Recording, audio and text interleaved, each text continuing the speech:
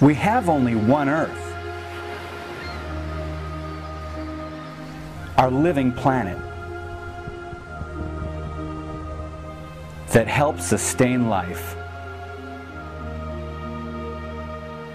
We are warned, this life system is in crisis. Fresh water, clean air, good soil, the things we need to stay alive are being destroyed.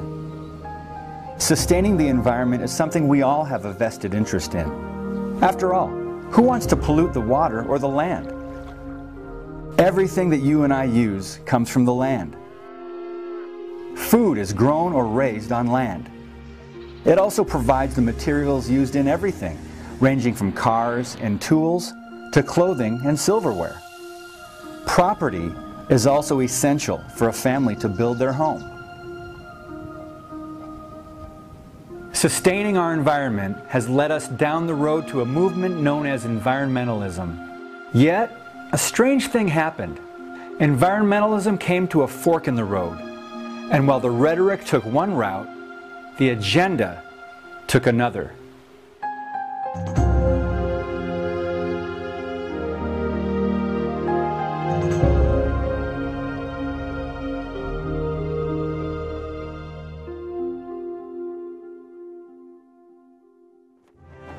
America, the land of the free and the home of the brave. This great land was founded on individualism. We as citizens have God-given rights. We even passed the Bill of Rights to protect them. Since the beginning, our forefathers understood that people were endowed with the right to property. They state, private property and freedom are inseparable. Property must be secure or liberty cannot exist.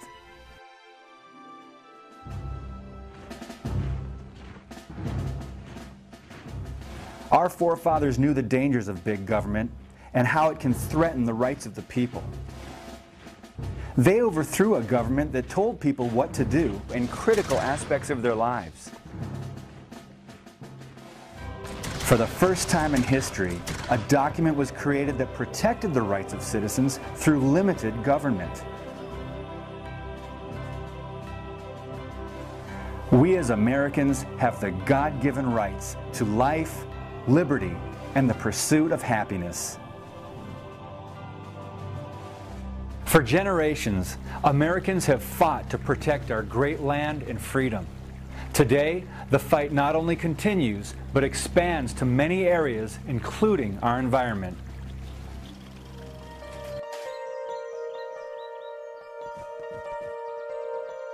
As time passed, environmental protection went from a local phenomenon to a worldwide movement. Saving planet Earth became a common goal. This goal took shape through the United Nations. Beginning in 1983, the United Nations asked the World Commission on Environment and Development, also called the Brundtland Commission, to propose long-term strategies for achieving sustainable development by the year 2000 and beyond. By 1987, in the name of preserving the food supply and clean water, sustainable development was introduced. Director General of the World Health Organization and Vice President of Socialist Internationale, Gro Harlem Brundtland, led a commission that released a report called Our Common Future. In it, they defined sustainable development as development that meets the needs of the present without compromising the ability of future generations to meet their own needs. It sounds like something we can all support. After all, who doesn't want to preserve the land for future generations so they can have clean water and plant and reap their harvests? As sustainable development took shape, other issues within the UN progressed.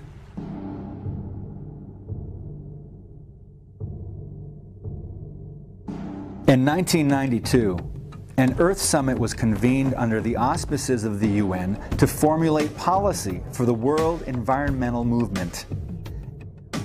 At the summit, they issued a report entitled Agenda 21. The number 21 stands for the 21st century. In his opening speech, the General Secretary of the Summit, Maurice Strong, who is also a member of the Brundtland Commission, said, "Current lifestyles and consumption patterns of the affluent middle class, involving high meat intake, use of fossil fuels, appliances, home and work air conditioning, and suburban housing, are not sustainable." What are their true intentions? At the conclusion of the Earth Summit, in the euphoria of the moment, Agenda 21 was signed by 178 world leaders, including President George H.W. Bush. Since then, subsequent events have led American leaders, including Presidents Clinton and Obama, to sign further agreements and executive orders implementing Agenda 21.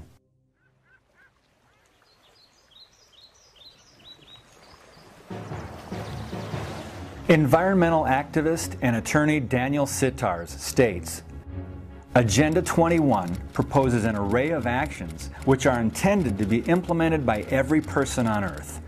Effective execution of Agenda 21 will require a profound reorientation of all human society, unlike anything the world has ever experienced. A major shift in the priorities of both governments and individuals, and an unprecedented redeployment of human and financial resources."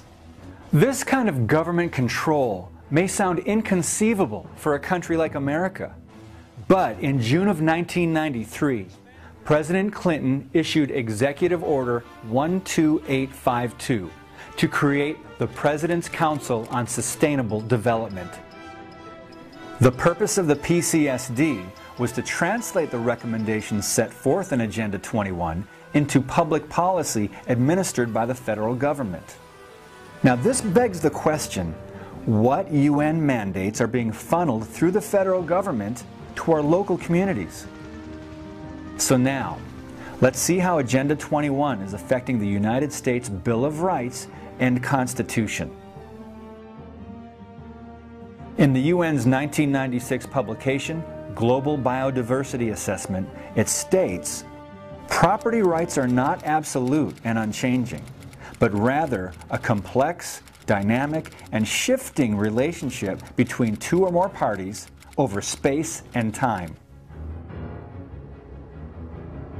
Agenda 21's view toward private property can be traced back to the 1976 UN Conference on Human Settlement. In their Report of Habitat, the private ownership of land section reads, "Land, because of its unique nature and the crucial role it plays in human settlements, cannot be treated as an ordinary asset, controlled by individuals and subject to the pressures and inefficiencies of the market.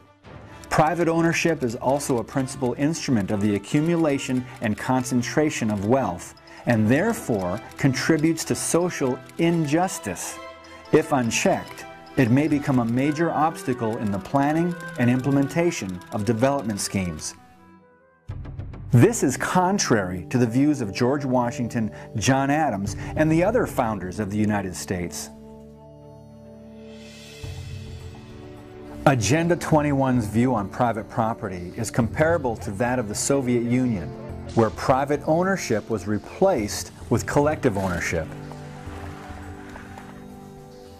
To explain, let's look at the first actions taken by Vladimir Lenin and his Bolshevik government. Following the October Revolution of 1917, agrarian land reforms did away with the people's private ownership of farms. The farms were seized and converted into government-mandated collective farms. On these collective farms, the ruling Soviet government determined production quotas which are similar to what is being recommended by the PCSD. With the guidance of UN affiliates, sustainable development programs have found their way into local communities. What are the true intentions of sustainable development? Private property rights are only one aspect of sustainable development. It affects an even more fundamental aspect of life, life itself. Let's look at the Chinese Communist government and its one-child policy. For a Chinese couple to have a child, they have to get a birth license. Without a birth license, no hospital or doctor can treat the mother or the child before, during, or after the birth.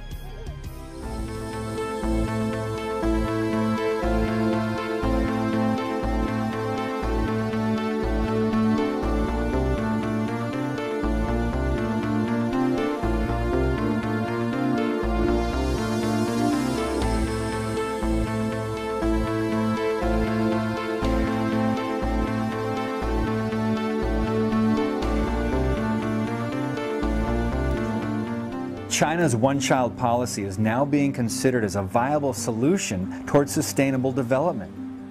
The PCSD shows their support of this very idea in their 1998 publication, Sustainable America. We must move towards stabilization of the U.S. population and a reduced rate of population growth in the United States and the world. Sustainable America also promotes Agenda 21's view on education for sustainable development. We must expand the number of curricula, materials, and training opportunities that teach the principles of sustainable development. Generally speaking, it sounds as if the UN is altering children's school or college curriculum to improve the quality of education. On the surface, this sounds very positive. But is something missing here? What exactly are they changing, and how is this going to be implemented? In the publication, Building a More Sustainable Future in Wisconsin, it emphasizes the importance of state and federal training and education programs to generate educators, facilitators, and motivators who would be capable of going into individual homes and helping people develop their own personalized sustainability action plans. This sounds as if, for the good of our communities, we can look forward to trained government employees entering our homes. How will this directly violate your freedom? Agenda 21 is much more than private property, population control, and education. It affects nearly every aspect of your life. The following is a partial list of what Agenda 21 also promotes. Relocating people from rural areas to cities, higher gas prices, manipulating transportation patterns, forbidding human access to land, seizure of private property, restricting the amount of water use, additional taxing, restricting the amount of waste, forced community involvement, and the list goes on. In support of saving the Earth, affiliates of the UN have continued to expand into local communities through programs known as Local Agenda 21. Bonjour. Pour répondre aux enjeux du XXIe siècle, les collectivités ont à leur disposition un plan d'action. C'est l'agenda 21 local. Il s'intéresse aux principaux aspects du développement durable: l'économie, le social et le culturel, et l'environnement. L'agenda 21 local est une démarche volontaire de la part des collectivités. Aucune loi ne les oblige. La mise en place d'un agenda 21 part donc de l'observation d'un territoire et des enjeux environnementaux et économiques ou sociaux qui y sont liés.